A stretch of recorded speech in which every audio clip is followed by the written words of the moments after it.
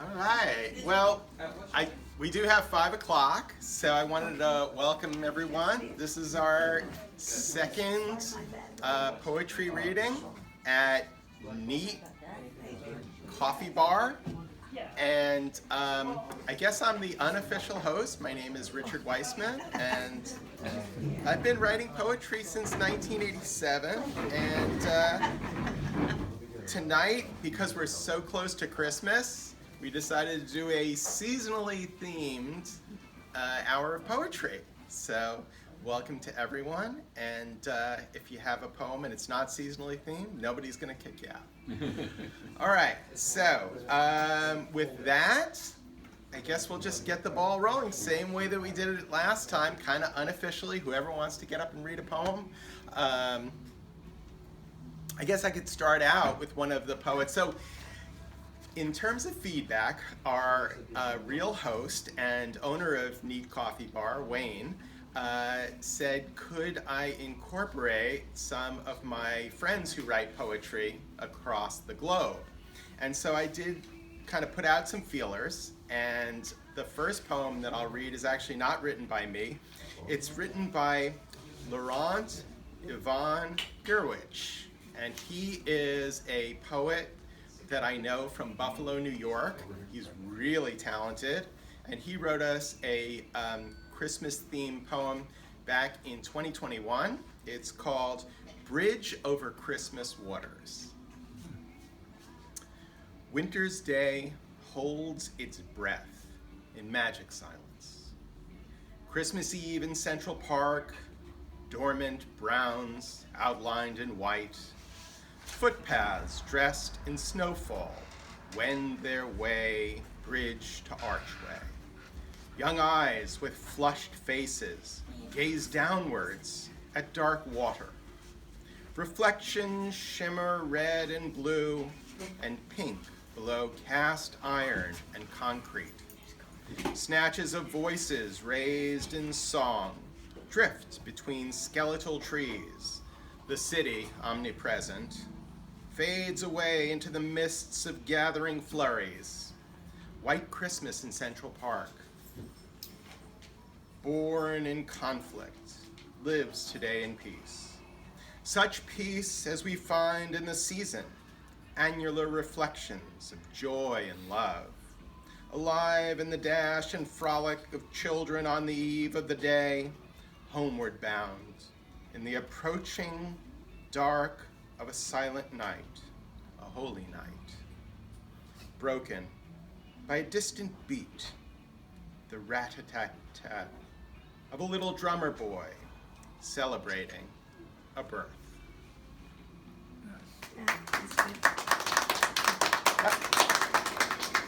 So that was Laurent Yvonne Gerwich. And anyone can just get up and read their poems. Come on, Betty. Get it over with. Get it over with. Get it over with.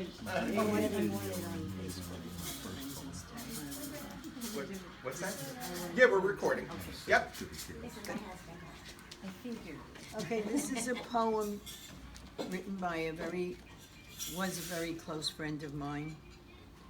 Her name is Ducky Alberisi, and she passed away about 20 years ago. And she was always writing poems, so this is dedicated to her. Her poem called My Wall. I've built a wall so high and wide, a place for me to be safe and hide.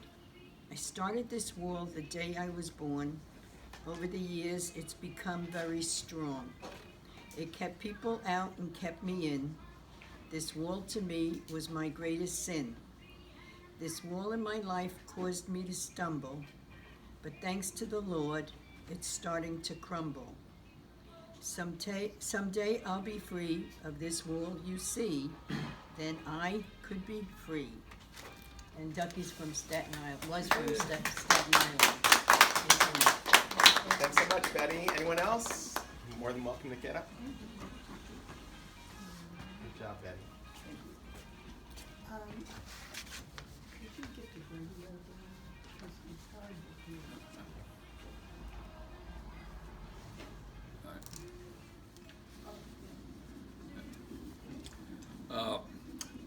I'm going to start out serious and dark, folks, but I'll lighten it up with the second one.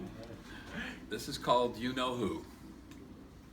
We don't believe in you know who, but we don't let the kids know it. We're parents, we're grown-ups, and there's a line there, and we have to toe it. But we're part of a conspiracy about this bearded, big fat guy who isn't real, who never lived, who's old but doesn't die. We went to the department store. We went out on that limb. We told the kids that's you know who. We said that bum was him. Then we placed them on his knee. To me, that knee seemed rather bony. Happily, they sat there, though, chatting with that phony. Told the kids we could provide the proof. Oh, the deceit, how I hate it. We put out the milk and cookies. Yes, I admit it. I drank and ate it. And then that fib about the North Pole, as if any elves could live there. We helped to write and send that letter, fully knowing it went nowhere. You know who comes down the chimney. How could such a fat man fit? The whole thing is preposterous, yet we get our children to buy it. We have no shame, the lies pile up. You'd think at least we'd balk when we sing of red-nosed reindeer and snowman who dance and talk. Well, it is just a harmless story, a fairy tale of Christmas fun, not unlike that other theory, the one about God's Son, where angels talk to shepherds, wise men troop after a star, and a virgin has a baby. Boy, that's fetched pretty far. But we adults buy that conspiracy. We toe and swallow that old line. Disappearing milk and cookies? How about that bread and wine? It's enough to make you hesitate. It's enough to give you pause. But perhaps it's important and crucial. Kids believe in you know who.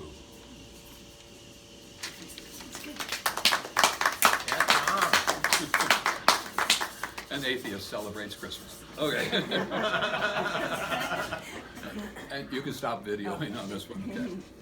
On a lighter note, these are letters. I did not write this one. This is by Paul Gilmartin. And these are kids' letters to Santa from around the world. Dear Santa, this is Billy from Dallas. I would like a big wheel with air conditioning package, power steering, CD player, and also a Sony PlayStation. Dear Santa, this is Raul from Venezuela. I want a stick to burn for heat. Dear Santa, this is Jessica from Aspen.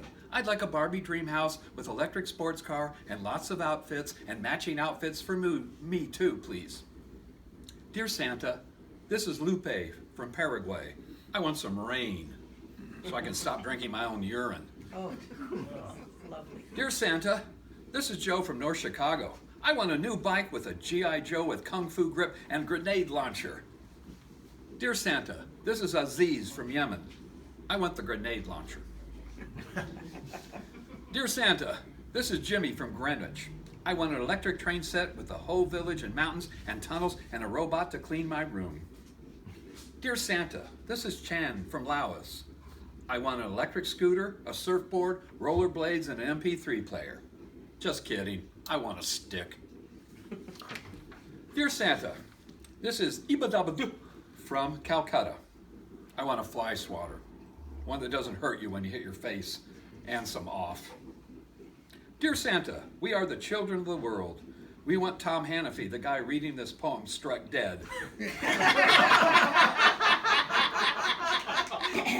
Even if it means we don't get that stick. Shall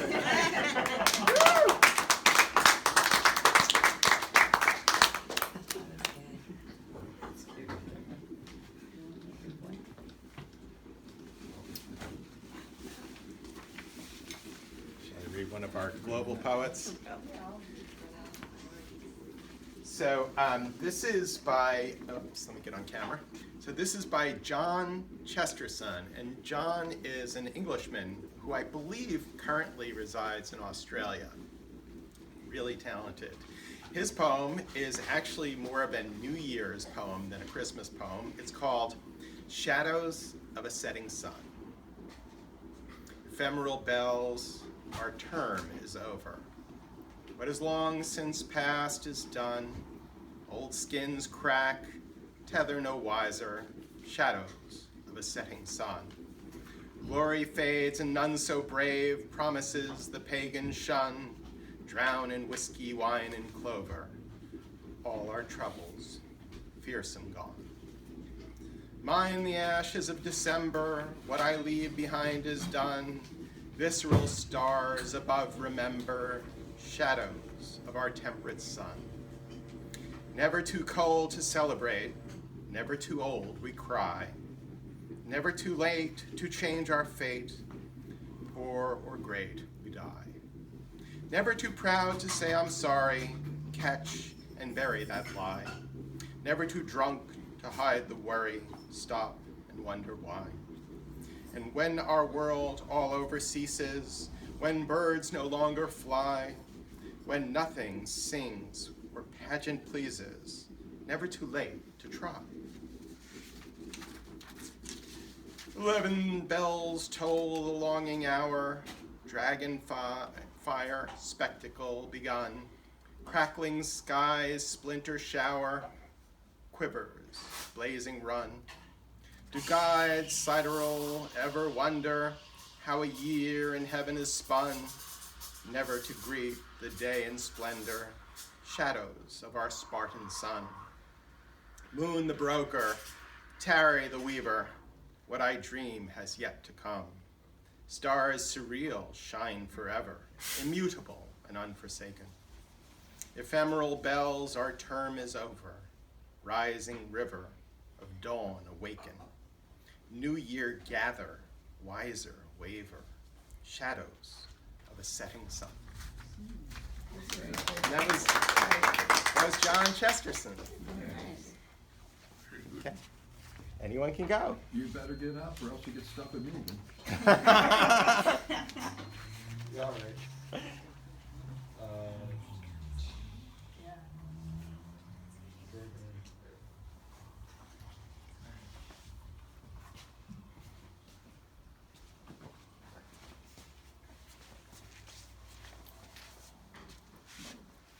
Alright, this is To the Pink Rose. She is an enchanting enigma, a complete beauty tempered by love, standing tall and unchanged by the years that kept me at bay. None of the four seasons has weathered her heart, but only enhanced all that you are. Like a Michigan summer, I cannot enjoy enough. Our time always ends far sooner than we'd like. Like the autumn leaves, you dance around my head, taking precious moments to drink in your unique color. Like the winter snows, I am completely ensnared by your untouched beauty, like a foreign field no one dares tread. Unlike the frigid winds, you're ever warm and inviting. She thrives in spring, the time of our births, in the season where our love first sprung forth. She is the rose that blooms after the storm, whose name remained anonymous until now. A masterpiece only made possible by the true artisan of heaven. She accompanies the stars, whose lights would dim eternal in the wake of her absence. I wish to always share the same sky.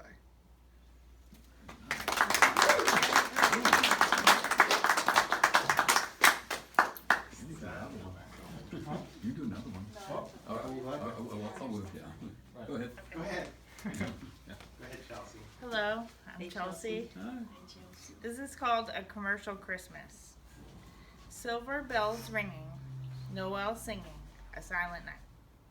Frosty the Snowman, Rudolph the Red-Nosed Reindeer, Buddy the Elf, Carol of the Bells, Rockettes, Holiday Spectacular, George Bailey contemplating his life.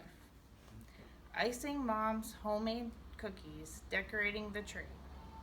Giving is better than to receive.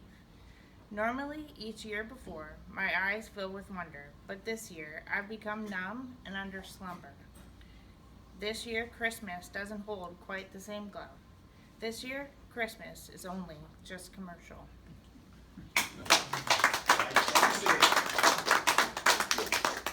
Karen, Yeah. you wanna go? Well, you'll get more than one shot. Karen's, okay. Karen's got hers.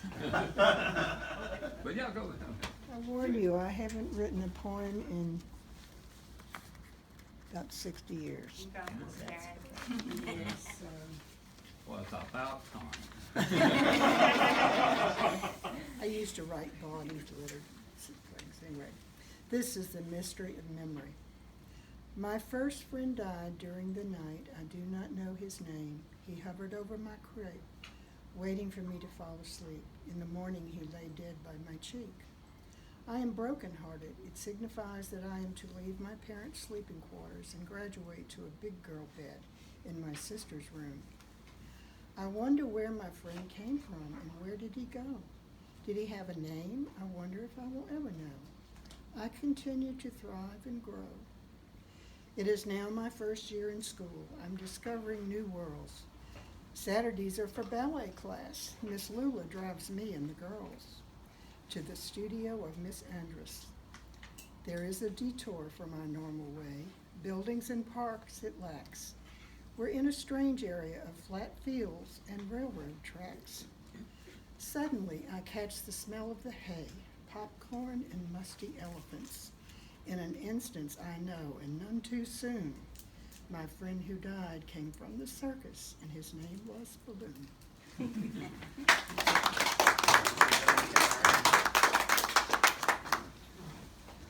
I suppose so. Suppose I could torture you all for a bit. Been a minute actually since I've done a reading, but I'm gonna wing it. I wrote this one like last week, so it's called Mistletoe. I never really understood the custom behind mistletoe, the purpose of it. I mean, I'm sure that the ancient Greeks or Druids or whomever meant well when they chose a certain wintry plant to kiss under. And I'm sure that many modern couples leap at the chance to steal a time-alteringly tender moment under it, amidst the hustle of holiday life. I'm even sure that poets and songwriters appreciate having an easy symbol for connection to wrap around their words like a present's bow. But I'm also sure that this mischievous mistletoe, this tiny taunting twig, means nothing to me if she's not around. And maybe that's why I simply don't care what a sprig spotlight invites, when my heart is as pale as the gently falling snow.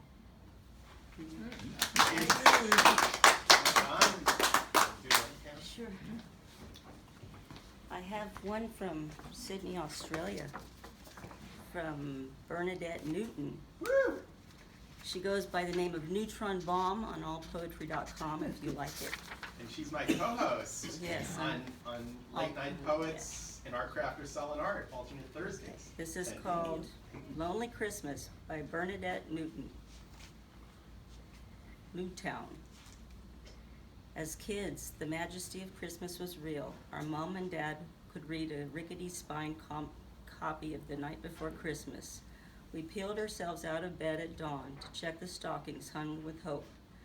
For them items we had sat on Santa's lap, spirited and sprightly, except for the youngest who bawled at the sight of that bawdy beard and skin that sang with rosacea and cheeks pink with burst capillaries. Adulthood set in, and I was privy to family warmth and the passing of the baton to the next generation of wonderment. Puppies and toddlers ripping at the wrapping paper, so carefully curated, my dear Santa, and now strewn across the slate floor, a mass of chaos and assembly, batteries not included. But I was reticent of the loneliness and the festive season brings, for those in isolation, for those estranged from their mother's soft caress. Without a spread of ham, roast, and seafood to fill their bellies, ending the day, napping by the television, cuddled up in the air conditioning with warm throw rugs and a cold beer. Dear Santa, may we take stock and show compassion to those without home to rest their battle-torn heads, whom will cuddle up with their fur babies, sipping on whiskey, neat, reminiscing about a kinder time when there were kindred brothers and sisters and cousins, and don a paper crown and agree over whom would rip the thimble from the novelty Christmas bonbons.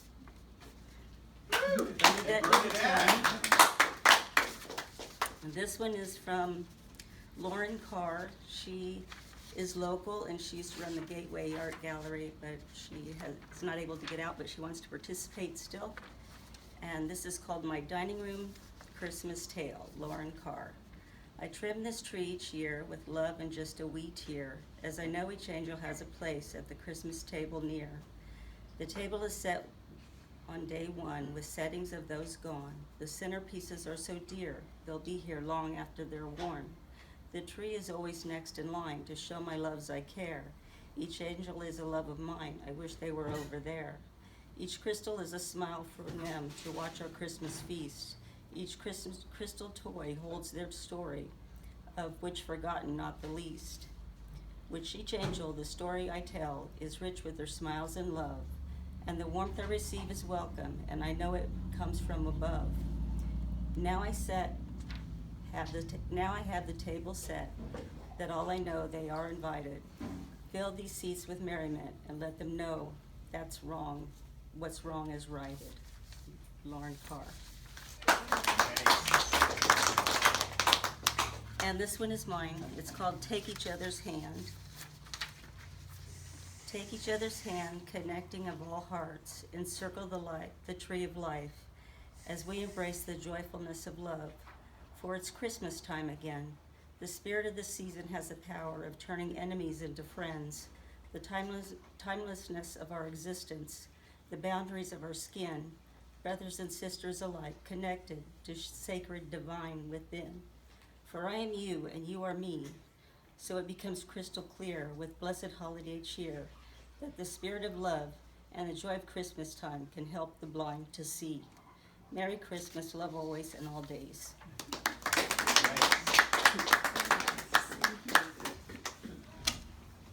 And that's it. You could be. I can give you one. I have a few. Do it. Yeah. I would go to the bathroom. I'll come back and do one. All right, great. Cool. Awesome. Easy as that. Okay, so I've got some that I wrote. I guess we'll start with a sad one. This is called The Cry. A cry for help echoes AM streets, the mathematics of despair. Focus now. Christ has risen. Still the jade dragon bleeds out. Insane. Terrible to behold. Ugly truth unfolds before veiled tears.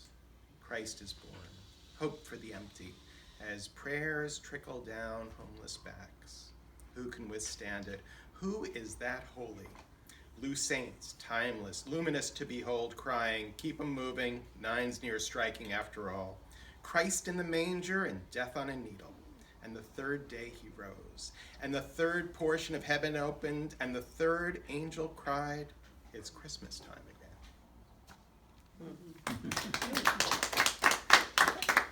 again. So has everyone had a chance to read at least one of their, let me do it in front of camera. Has everyone had a chance to read at least one of their poems? Except the guy in the bathroom. Except the guy in the bathroom.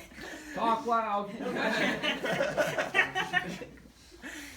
I guess you better bring somebody else Yeah. up. Don't Well, rush what I've- he's doing in there. I've got more.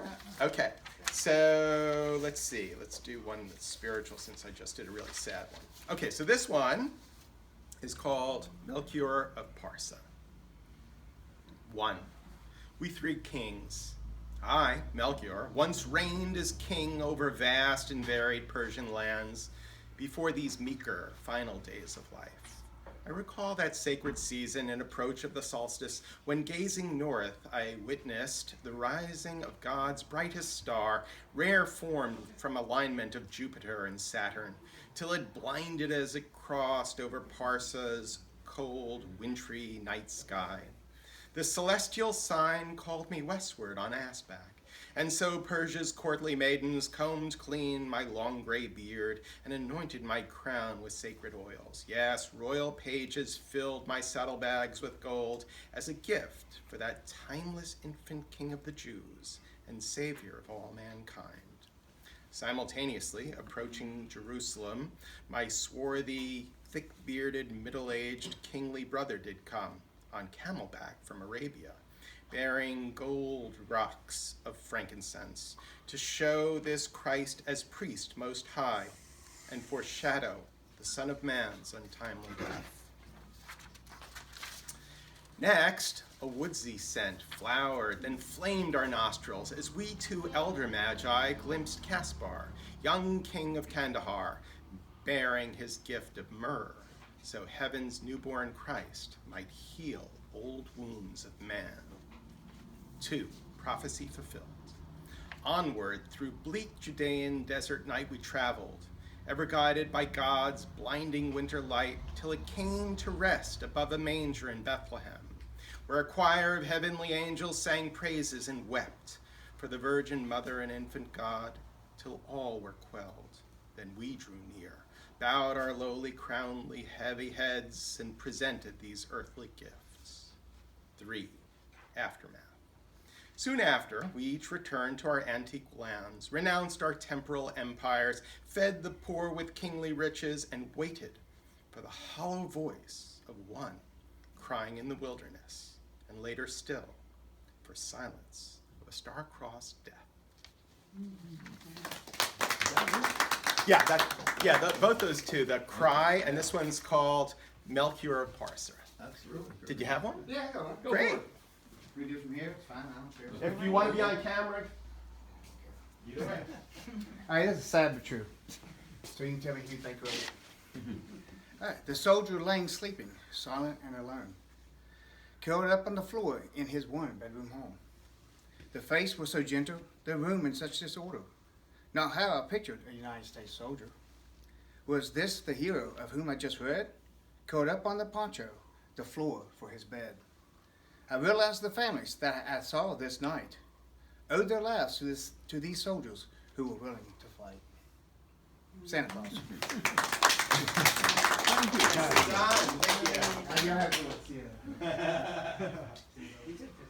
Okay. Tom, you want to take it? Sure. A little more lighthearted than my first one. A Christmas poem by Paul Gilmartin.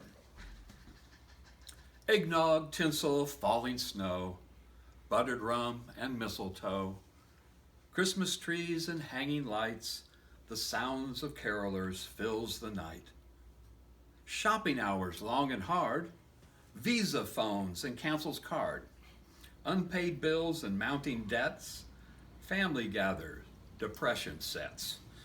Drinking starts, harsh words are said, dysfunction rears its Yuletide head. Argument turns to shoving. Drunken brother punches cousin. Tree trips over, popping lights. Curtains catch, house ignites. No one hears the reindeer's cries. Wedged in chimney, Santa dies. Though he kicked and did perspire, his chestnuts roasted on an open fire. And this one I call Paul Gilmartin. This one's called A Child's Letter to Santa, dated December 28th. Oh, my dearest Mr. Santa Claus, I am writing you because there seems to be a problem with your staff. You may or may not be aware, and even worse, you do not care, but at any rate, there is no cause to laugh. I gave it to my mother, a specific list of toys to bring around, but when I woke up Christmas morn, it was an obvious clerical error that I found. If you look on page number 22, under the heading of rocket packs, there's no way a personal jet propulsion device could ever be confused with a bunny puppet. Hello again, old St. Nick. I really hate to be a stickler, but it's clear from here that things must change. With software advances in the internet, you really can't delay in getting some elves that are more technically trained. I discussed this with my mother, along with a list of toys to bring around. But when I woke up Christmas morn, it was a hideous clerical error that I found. If you look on page number 29, under the heading of scuba gear, there's no way a personal deepwater submarine could ever be confused with the game Uncle Wiggily. Hi again, St. Nicholas. I'm sorry that it's come to this, but someone had to bring you up to speed. Perhaps your management skills are rusty, but you really have to trust me. You are just not meeting your customers' needs. I was told by my mother to let you know about this oversight, but I've been playing Uncle Wiggily with my bunny puppet, and I just haven't had the time to write.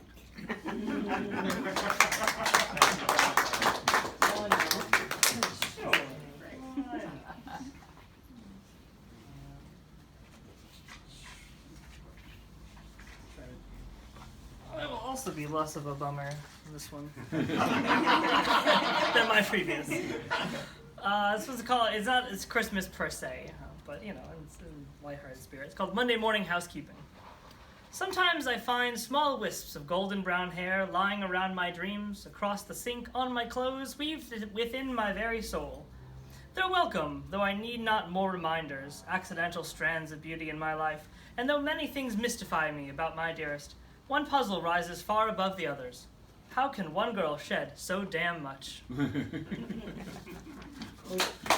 I won't retrieve them. You cracked the code.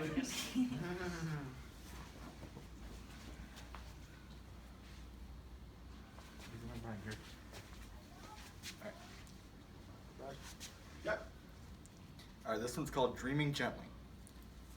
Can we turn back the hands of time? Back to when your hands were in mine? When the sun was still setting. The perfect amount of light hit your eye just right and made them shine so bright.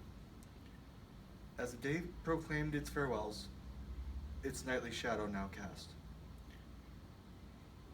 We're entangled with each other tightly, and during that same evening, I spent the whole night dreaming silently of you. Dreaming what veteran dreamers dare to see. You and I relaxing on a seaside breeze. Flying high, falling as light as air. On an unknown shore, not caring. Because we knew one thing for sure. We had each other, and that was all we ever needed for sure. I held you tightly, holding you close, focusing now on the question why. Why did this happen, and how was I so lucky? Without rhyme or reason, the questions consumed me until I saw you from a new view. Then it became so simple. It was as obvious as the changing seasons as I gazed at you. I peered past and saw the white wings jutting from your back. Before I could make it clear, my eyes opened wide, and from them fell tears.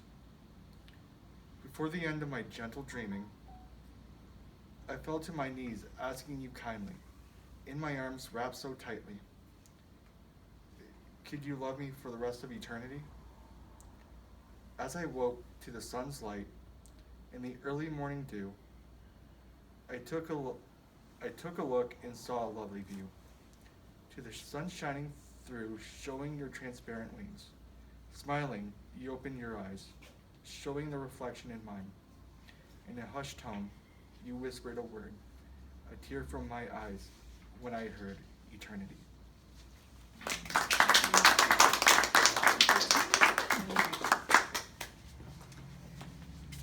This one is a little more hopeful than my last one. It's called the Christmas Stone, and this is actually the stone that inspired it. I'll pass it around for everyone to look at. Feeling slightly overcast on a sunny December day, I ventured outside with my dogs to play. It's 3 weeks until Christmas, and I've been sick for 5 months. All I have on my wish list is complete health and wholeness. The pain has lessened, the test results were clear. Mold mold toxicity was the thorn that took me down a peg or two this year. All I want is to bowl, to feel good enough again. I already haven't been normal since the day my life began. As I stumbled out into my backyard, feeling overcast and incomplete, a stone painted with Christmas colors there upon the ground in front of my feet. I bent down to pick it up because it was smooth and black. Little was I to know that it was a sign from heaven as I turned it on its back. Christmas lights were painted there, faded just a bit. Unlike anything else right now, it made me become a glow, left me feeling lit. No matter what becomes of this mold toxicity, like Charlie Brown and his small tree, I will choose patience, hope, and love to light the way for me. My hope this Christmas is unlike one that has come before. My hope for this Christmas is to find the good in life, cling to hope and perseverance a little more. This stone that happened before me stands as a sign for one and all. Christmas is a season where we must cherish all that this year taught and brought us, because life is short after all. Taking it back to your mom the minute you finished that poem. It was cool the minute the poem finished, the rock was in your mom's hand. See that? That was Just cool. timing. So this is one that I wrote back in 1999, and it was part of a experimental novel called Lex 4-5, and that's back when Pam and I were living in New York City. So it's called... Studio apartment. Oh, Yeah, I know that one. It's called Christmas Eve in Vindaloo. That afternoon, at his terminal, the workplace slowed to a pained trickle, then stopped completely. So again, he pulled out Lex 4-5. The office moves towards surreal silence of inaction. Christmas Eve falls. As a Jew, Christmas means nothing, so I volunteered to stay, watch the phones, and write. It's the dim hum of computerized images. His monitor flipped to the screensaver message, the path is a spiral. Finally, Christmas Eve long shadowed the workday. On the way home, he stopped for Vindaloo. I sit in one of my childhooded subterranean dives, waiting on Bangladesh spice. Tablas and sitars drown all voices. Stench of hot curries permeate walls, ceilings, and red-black carpet. Ragas hypnotize to a dull calm. Indians struggle with enormous sacks of rice for the nightly ritual known as fattening the Anglos. Here along Vindaloo Avenue, aka East 6th Street, where as a teen I'd get stoned and gorged until bloated, nothing has changed save the prices. On the back of an uptown First Avenue bus, a long bumpy journey ahead, I debate pros, cons of various methods of achieving destination. This time I've decided that rolling and sputtering through midtown skyscrapers on Christmas Eve is preferable since it triggers mythic images of city and is too far east for the nightmares of gridlock. The Chrysler's arching lights slow recede to our left. Riders shift like ocean waves. Street numbers rise to Harlem and beyond. Intensity of the bus's vibrating hum nearly lulls me. City itself deadens awareness. Too many focal points simultaneously blasting my senses. Hydraulic arc, then pitch of bus as terrain shifts from concrete thick of midtown skyscrapers to residential brownstones of the Upper East Side.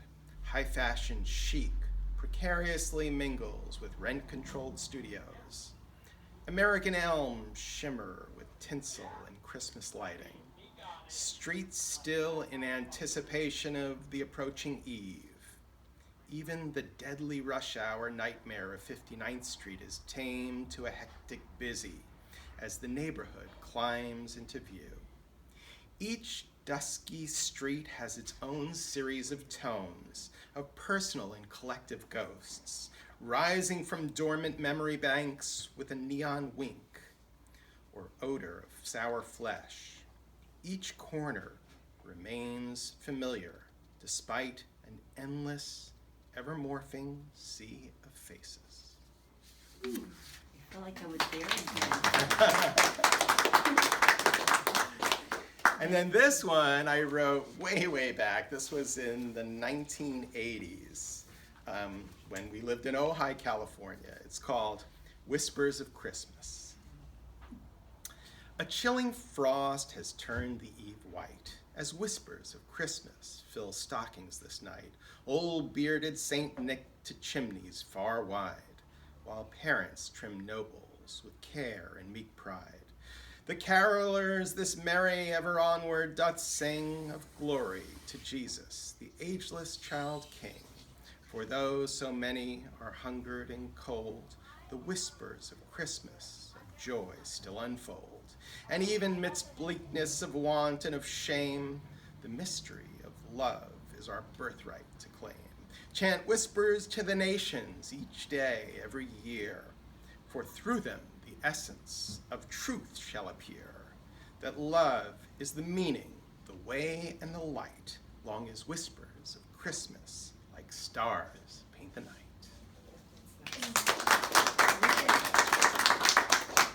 Okay.